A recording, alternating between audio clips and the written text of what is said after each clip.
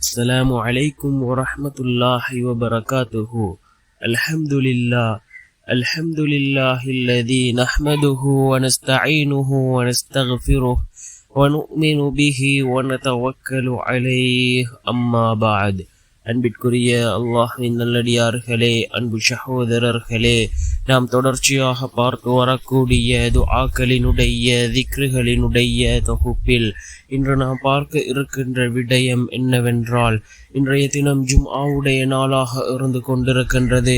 இந்த ஜும்ஆவுடைய நாளிலே இந்த இஸ்திக்ஃபாரை 70 தடவைகள் ஓதுவோம். இதனை ஓதுவதன் மூலமாக அல்லாஹ் ஜல்ல சுப்ஹானஹு வ தஆலா நம்முடைய வாழ்க்கையில் உள்ள கவலைகளை நீக்குகின்றான், கஷ்டங்களை நீக்குகின்றான், வாழ்க்கையில் உள்ள எல்லா விதமான நெருக்கடிகளையும் அல்லாஹ் நீக்குகின்றான். அல்லாஹினுடைய புறத்திலிருந்து ரிஸ்கை கொண்டு வந்து சேர்க்கக்கூடிய மிகவும் அற்புதமான ஒரு இஸ்திக்ஃபாரை தான் நாம் இன்றைய வீடியோவில் பார்க்க இருக்கின்றோம். அன்பார்ந்தவர்களே, அல்லாஹ்வின் நல்லடியார்களே, அதிகமானோர் நம்முடைய சேனலை சப்ஸ்கிரைப் செய்யாமல் பார்த்து கொண்டிருக்கின்றீர்கள். நீங்கள் சப்ஸ்கிரைப் செய்து லைக் இடுவதன் மூலமாக நமது சேனலில் உள்ள வீடியோக்கள் இன்னும் பல சகோதரர்களுக்கு கொண்டு போய் சேர்க்கப்படும். அவர்கள் அதனை பார்த்து பயனடைந்தால் அதற்குரிய கூலியை அல்லாஹ் உங்களுக்கும் வழங்குவான். அன்பார்ந்தவர்களே, அல்லாஹ்வின் நல்லடியார்களே, நாட்களிலே சிறந்த நாள் ஜும்ஆவுடைய நாள் என்று கூறினார்கள் அல்லாஹ்வினுடைய தூதர் ஸல்லல்லாஹு அலைஹி வஸல்லம் அவர்கள். இந்த ஜும்ஆவுடைய நாளில் ஒரு நேரம் இருக்கின்றது. அந்த நேரத்தில் நீங்கள் கேட்கக்கூடிய எல்லா துஆக்களையும் அல்லாஹ் கபூல் செய்கிறான் என்று கூறினார்கள் ஸல்லல்லாஹு அலைஹி வஸல்லம் அவர்கள். அது எந்த நேரம் என்பது பற்றி இமாம்களுக்கிடையே பல கருத்து வேறுபாடுகள் இருந்தாலும் அதிகமான இமாம்களினுடைய கருத்து அஸருக்கும் மக்ரிபுக்கும் இடைப்பட்ட அந்த நேரம், அந்த நாளினுடைய இறுதி நேரம், அந்த நேரத்தை தான் ரசூலுல்லாஹி ஸல்லல்லாஹு அலைஹி வஸல்லம் அவர்கள் குறிப்பிட்டதாக அதிகமான இமாம்கள் கூறுகிறார்கள்.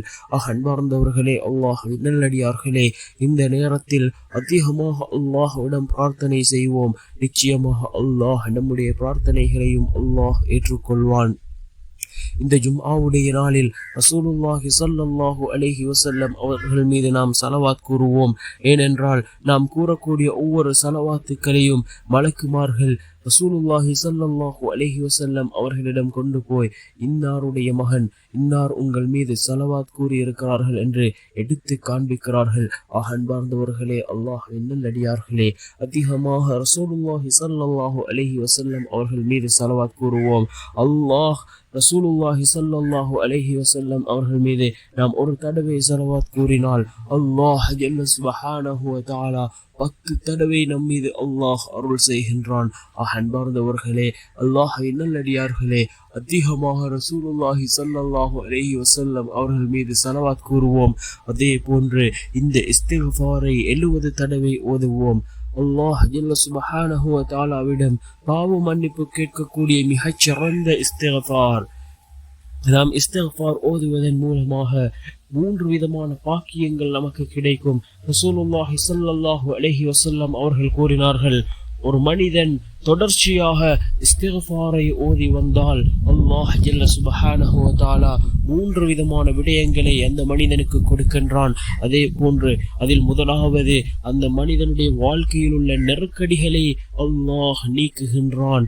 இரண்டாவது கூறினார்கள் ஸல்லல்லாஹு அலைஹி வஸல்லம் அவர்கள், கவலைகள் கஷ்டங்கள் அனைத்தையும் அல்லாஹ் நீக்குகின்றான். மூன்றாவது கூறினார்கள், அவர் நினைக்காத புறத்திலிருந்து அல்லாஹ் ரிஸ்கை கொண்டு வந்து சேர்ப்பான் என்பதாக அல்லாஹ்வினுடைய தூதர் ஸல்லல்லாஹு அலைஹி வஸல்லம் அவர்கள் கூறினார்கள்.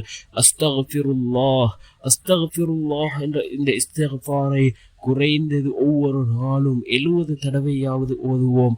ஓதி அல்லாஹ்விடம் பிரார்த்தனை செய்வோம்.